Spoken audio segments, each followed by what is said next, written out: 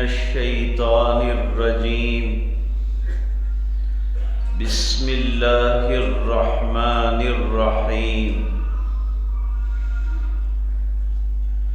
وَهُوَ الَّذِي خَلَقَ مِنَ الْمَاءِ بَشَرًا فَجَعَلَهُ نَسَبًا وَصِهْرًا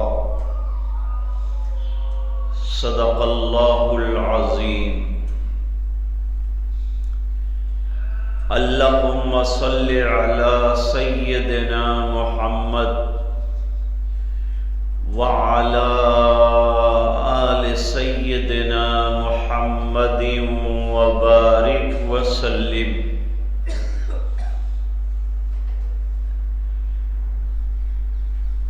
جب اللہ تعالیٰ نے حضرت آدم علیہ السلام کی تخلیق فرمائی اور تخلیق فرمانے کے بعد جنت میں جگہ عطا فرمائی، ہر طرح کی نعمتوں سے مالا مال فرمایا،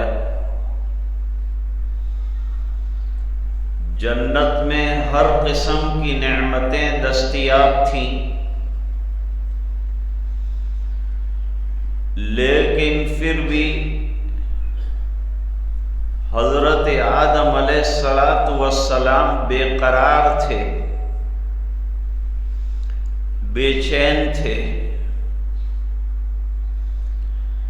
اس بے قراری کو سکون آئے اور چین ملے، اس بنا پر حق تعالی شانہ نے حضرت حوا کو پیدا فرمایا۔ اس کے بعد جب کہ نکاح کا عقد وجود میں آ گیا، حضرت آدم علیہ السلام کو جنت میں آرام اور سکون میسر ہے۔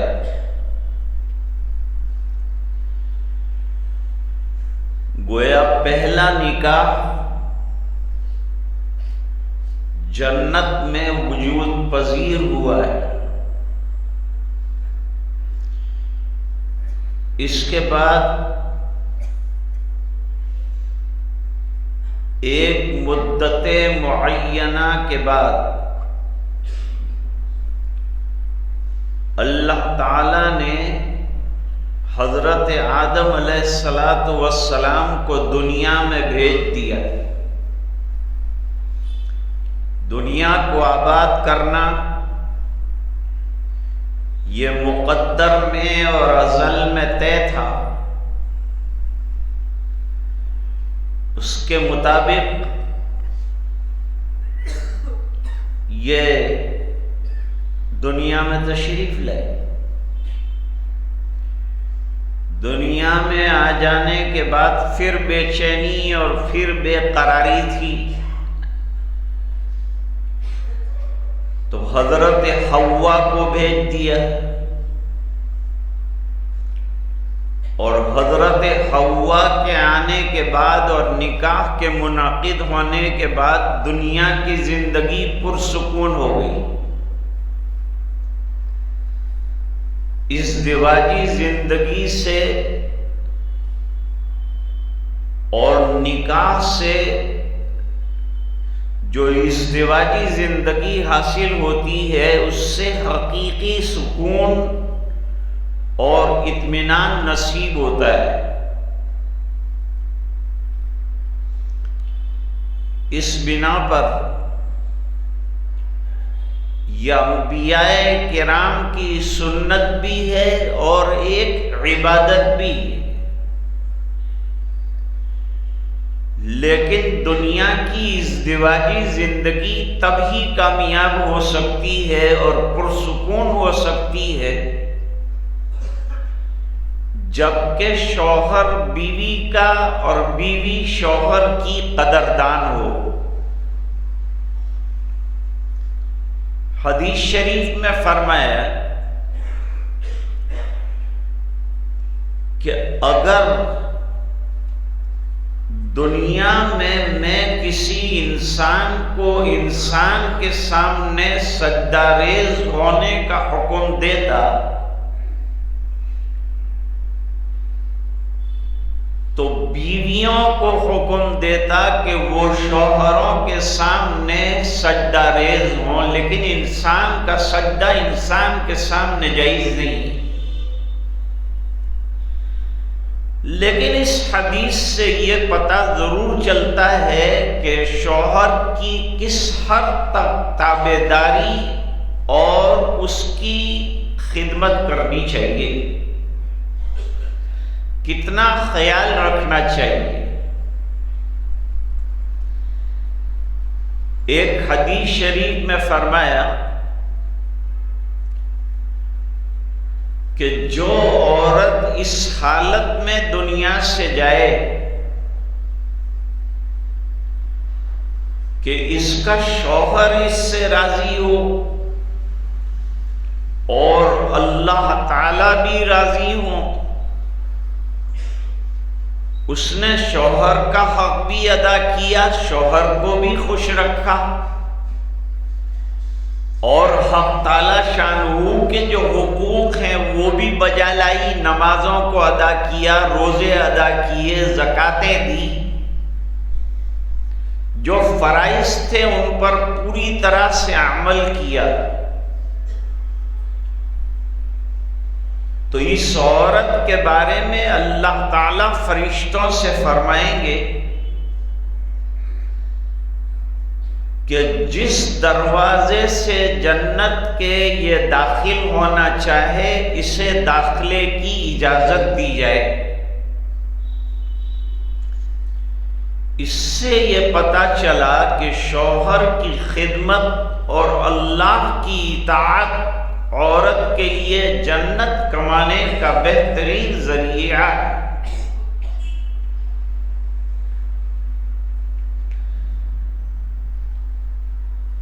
نبی کریم صلی اللہ علیہ وسلم کی زوجہ مطہرہ حضرت خدیجہ رضی اللہ تعالی عنہا نے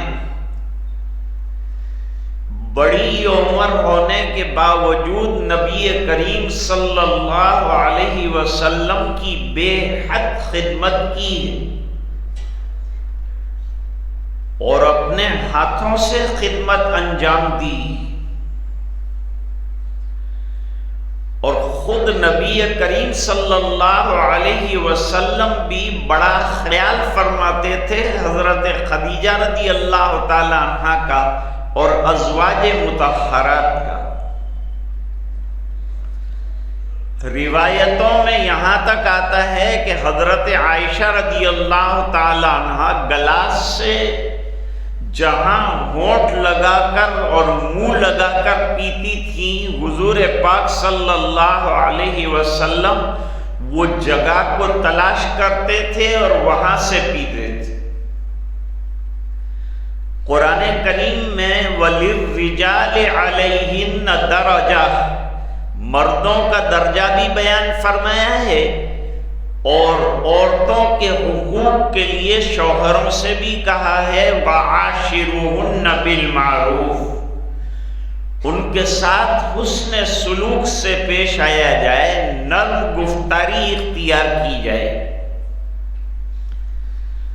شوہر کے لیے بیوی کو بننے سنورنے کا حکم دیا ہے کہ وہ اپنے آپ کو پاکیزہ رکھے، صاف ستھرا رکھے اور شوہر کو خوش رکھے، اور شوہر کی غیبوبت میں شوہر کے ناموس اور عزت کی حفاظت کرے۔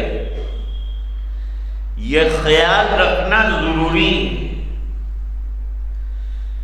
چنانچہ حضرت فاطمہ الزہرا رضی اللہ تعالی عنہا اتنی بڑی خاتون ہیں، خاتون جنت ہیں، اور جنت کی خواتین کی سردار ہیں، اس کے باوجود گھر میں چکی بھی پیستی ہیں، آٹا بھی گونتی ہیں، پانی بھی دور سے جا کر لاتی ہیں اور شوہر کی خدمت بھی کرتی ہیں۔ سیدہ عائشہ رضی اللہ تعالی عنہا کی تاریخ میں لکھا ہے کہ حضرت عائشہ رضی اللہ تعالی عنہا اپنے ہاتھوں سے حضور پاک صلی اللہ علیہ وسلم کے کپڑے دھوتی تھی، کھانا خود تیار فرماتی تھی، یہاں تک کہ حضور کو کپڑوں میں خوشبو بھی لگا دیتی تھی، یہاں تک کہ ہدی کے جو اونٹ حضور پاک صلی اللہ علیہ وسلم نے قربانی کے لیے مینا بھیجے، اس کے قلادے بذات خود حضرت عائشہ رضی اللہ تعالی عنہا نے تیار فرمائے۔ فرماتی ہیں میں نبی کریم صلی اللہ علیہ وسلم کو سر میں تیل بھی لگا دیتی تھی اور کنگھا بھی کر دیتی تھی، غسل کا پانی بھی تیار کرتی تھی، اور آپ کے سرانے مسواک دھو کر اور پینے کا پانی رات کو رکھ دیا کرتی تھی۔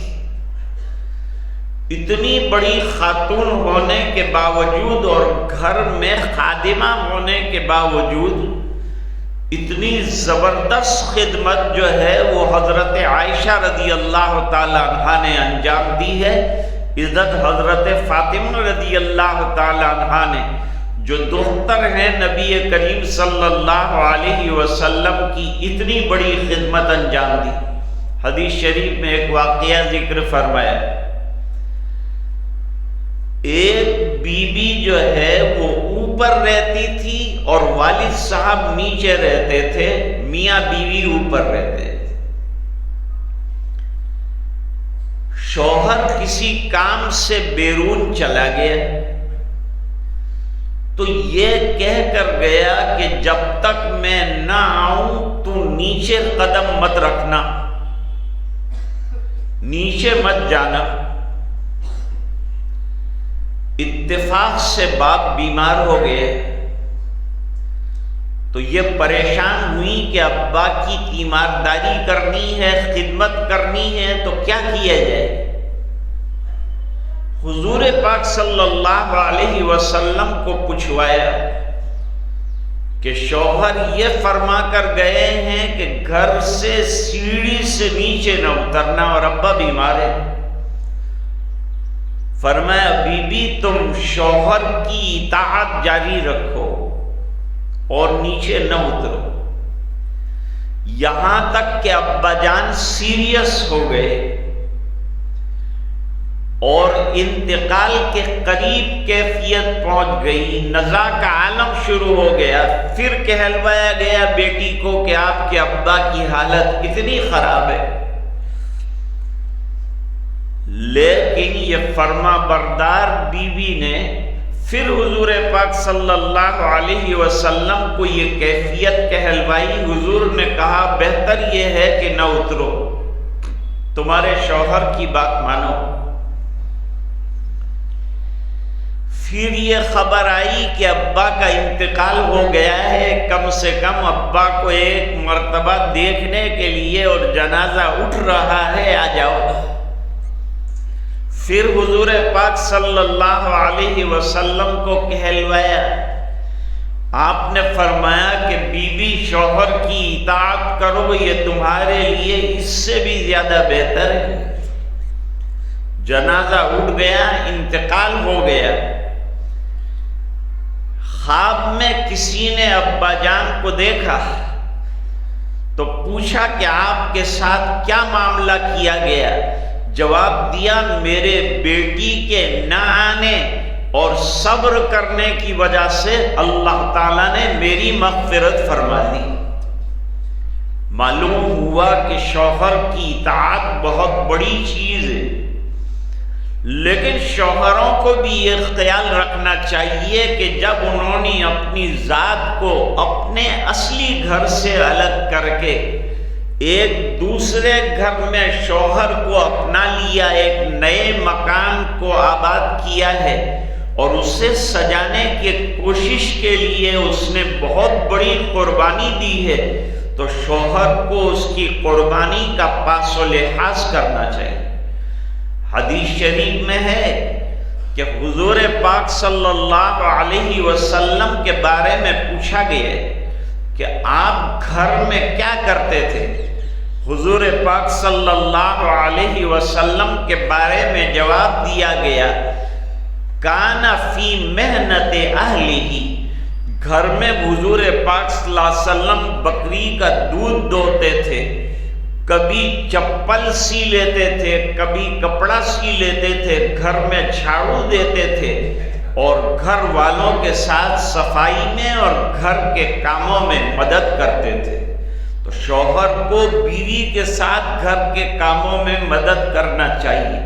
ہمارے یہاں چونکہ ملازمائیں ہیں، اس بنا پر ہم کو اس مسئلے کی قدر نہیں، لیکن جب ہندوستان سے باہر قدم رکھیں گے تو اس کی حقیقت سمجھ میں آ جائے گی۔ کھانا بھی پڑتا ہے اور کھانا بنانا بھی پڑتا ہے شوہر کے ساتھ مل کر، اور برتن میں کھاتے ہیں تو برتن دھونے بھی پڑتے ہیں اور مانجنے بھی پڑتے ہیں، واشنگ کے اندر بھی مدد کرنی پڑتی ہے، اور گھر کو کلین کرنے میں بھی جو ہے مدد کرنی پڑتی ہے، کیونکہ وہاں ملازم جو ہیں وہ حد سے زیادہ مہنگے ہیں۔ حدیث شریف میں ہے کہ ایک مرتبہ خوشگوار زندگی گزارنے کے لیے بیوی کا بھی عفیفہ اور پاک دامن ہونا ضروری ہے، اور شوہر کا بھی اپنی ناموس کو خیال رکھنا اور کسی غیر محرم پر نظر نہ پڑنا اور عورت کا پردے میں رہنا بہت ضروری ہے۔ مرد کو بھی اپنی آنکھوں کی حفاظت کرنی چاہیے اور خاتون کو بھی اپنی آنکھوں کی اور اپنی شرمگاہ کی حفاظت کرنی چاہیے۔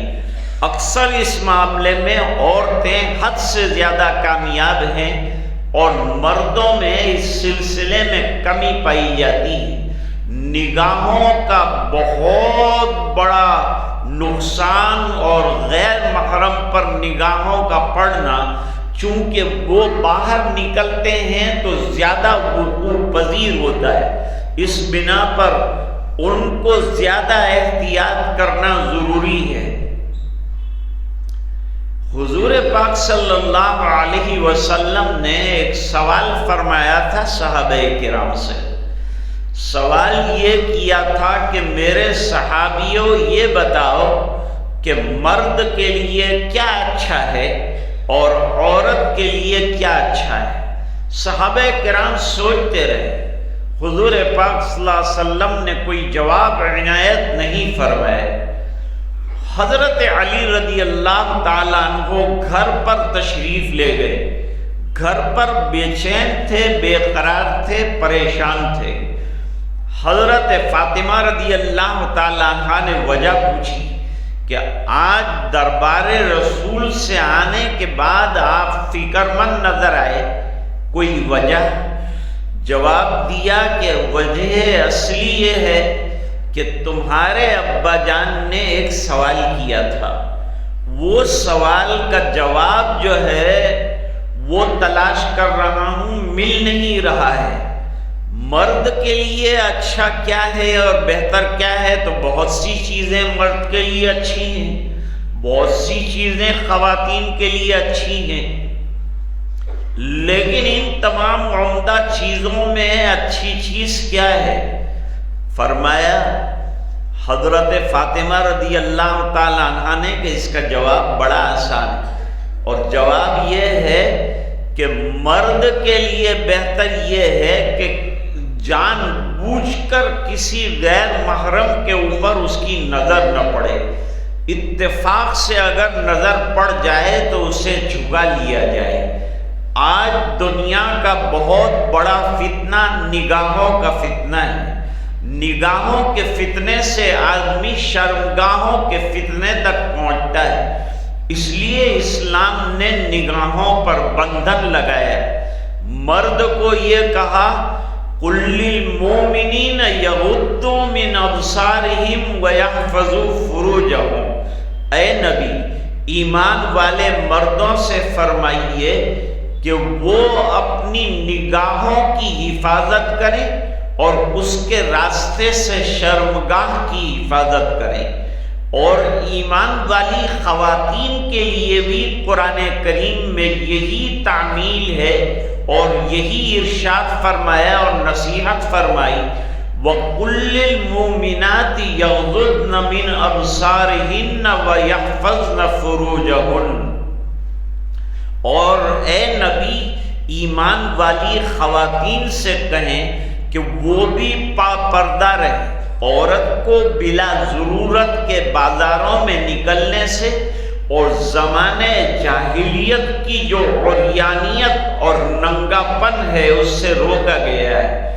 اس بنا پر قرآن کریم میں فرمایا وَقَرْنَ فِي بُيُوتِكُنَّ وَلَا تَبَرَّجْنَ تَبَرُّجَ الْجَاهِلِيَّةِ الْأُولَىٰ، پہلے زمانے جاہلیت میں جیسے برہنہ اور ننگی ہو کر خواتین نکلا کرتی تھیں، آج پھر وہی زمانہ ننگے پن کا، عورتوں کی انتہائی درجے کا ننگا پن اور برہنہ پن جو ہے وجود میں آ گیا ہے۔ ایسے وقت میں ہمیں اپنی آنکھوں کی اور اپنے ایمان کی حفاظت از بس ضروری ہے، بہت زیادہ ضروری ہے، اس کا بڑا خیال رکھنا چاہیے۔